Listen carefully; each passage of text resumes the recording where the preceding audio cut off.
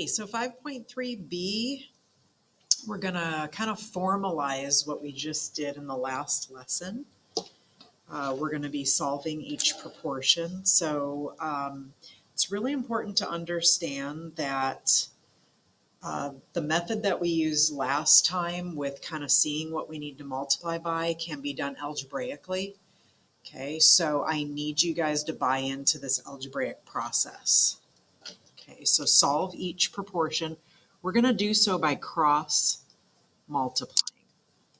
Okay, so 6 times x is 6x. 27 times 4 is 108. And then we're going to divide by 6, or take a sixth of both sides, and you get x is 18. Okay, do not any longer try to think about what we need to do to multiply to get the 6 to be a 27. They're not always nice numbers, and this process will always work it out for you. Okay, so this guy, it's going to be a 2 times a y and a 3 times a 1. So 2y equals 3. It doesn't matter what side you put where. It could have been 3 equal to y. We're dividing by 2, and we get y equals 3 halves. Totally fine to leave it 3 halves. If you want to make 1.5 out of that, that's fine. Okay, this guy, 5 times x equals 8 times 2. So 5x equals 16. We're going to divide by 5 and get 16/5. Totally fine just leaving it as 16/5 if you want to make a mixed 3 1/5. This guy, 2 times x, 5 times 3, so 2x equals 15. Divide by 2 or take a half, you get 15 halves, or 7.5. This is 3x equals 24.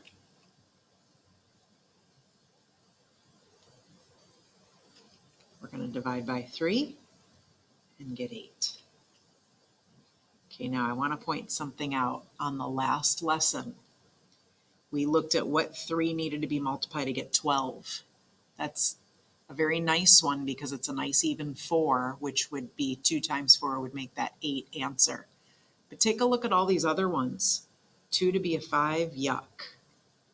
6 to be a 27, yuck. 1 to be a 2, that's an easy one. Okay, that you could use the old method on. I want you guys using this algebraic method, whether or not they work out nicely or not from the last time we did them last lesson. Okay, 6 to become a 9. Ugh. Okay, if I multiply across, I'd have 6x equal 45. Divide by 6. 45 divided by 6 is 15 halves. Let me think about that for a second. 3, yeah, 3 goes into both of those. All right. Number 7, you're asked to set up 2 proportions. So a proportion is a fraction equal to a fraction, just like we have here, that these are proportions. Okay, we're going to define one variable for each problem. Be sure to write the units of your comparisons as a word ratio, solve and answer in a complete sentence. All right, here is how you do this. So we've got Nalini and Hugo won first and second prize in the spelling contest respectively. That means Nalini's first, Hugo second. They had to share a cash prize in the ratio of 8 to 5. Nalini received $72. How much should Hugo receive? All right, so we're going to let Nalini money be on top, Hugo money be in the denominator. So 8 to 5. 8 goes with Nalini, 5 with Hugo. And then 72 goes with Nalini. So notice Nalini's information is on the tops. Hugo's information is on the bottom. Okay, we're going to let x equal Hugo.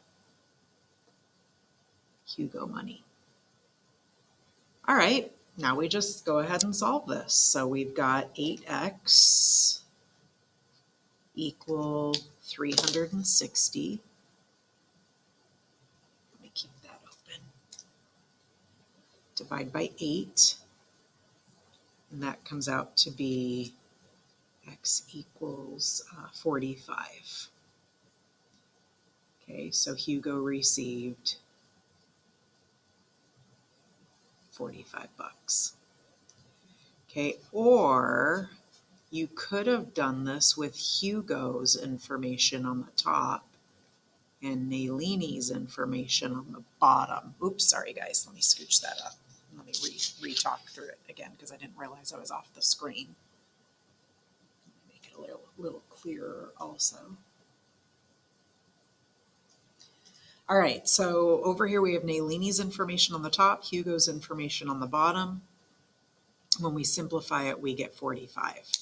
Okay, the other way to have done it could have been the reverse of this, the inverse of this, with Hugo's info on the top, Nalini's info on the bottom. So we would have 5 over 8 equals x over 72. Okay, and when you do your cross multiplying, you would still have your 8x equal 360, just as we did over here, divided by 8, and we would still get our 45. Okay, so it doesn't matter which way you set up your word ratio at the beginning, if it's this way or this way. Okay. All right. Now from 8 through 11, we're going to pick one way. Okay. We don't have to do both proportions. We're going to set up one. Okay. So we're going to do hours over miles. It says define one variable, write a word ratio, write and solve a proportion, and write your answer in a sentence. In 1.5 hours, a sprint race sled dog can run 30 miles. How long would it take the dog to run 12 miles? Okay, so if you recall, we've done these problems back earlier in the module, but now we have a new way using these proportions, and I think most years kids really like this way. Okay, so we're going to let hours be on top, miles be on the bottom. So 1.5 hours over 30 miles equals x over 12. We're looking for how many hours. Okay, we're going to solve this in the same way. X is the number of hours. Okay, so we've got 30x, 1.5 times 12. 30x equals 18. Divide by 30, and we get x equals 0.6. Since we were in a decimal, I should say since we were given a decimal, you may write your answer as a decimal. Okay, it's important to note you could have done miles over hours, and I'm not going to go through solving this, but it would have been 30 over 1.5 equal 12 over x. Okay, you could have done it this way also. So it would take 0.6 hours, or if you're into it in minutes, 36 minutes. All right, next problemo.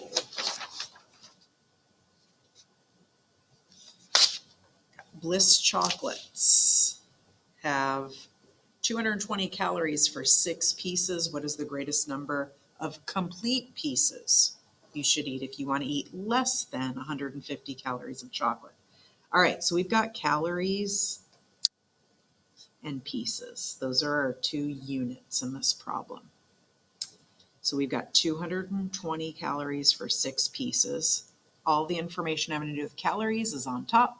All the information for pieces is on the bottom. And we want to know 150 how many pieces. So x equal number of pieces.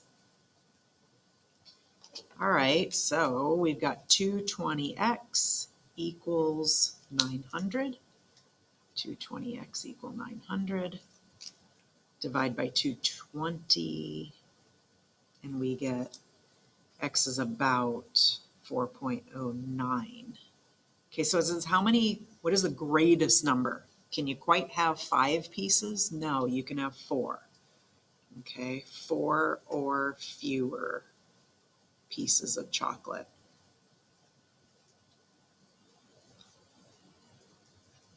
Would be less than 150 calories. Okay, you could have done, it's important to note up here, or you could have done pieces over calories. And you could have had 6 over 220 equal x over 150 and proceeded with that method. Okay, number 10, Pablo won 2 out of 3 chess games one day. At this rate, if he played 33 games, how many did he win?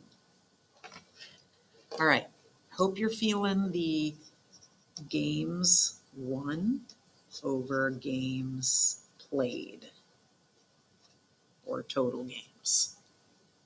All right, so we've got 2 won out of 3 played, and he played 33, and we're trying to find out how many he won. X equal number of games he won.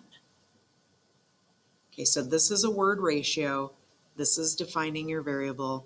This is writing a proportion. Now we're going to go into solving it. 3x equal 66. X equal 22. He won 22 games. Okay, or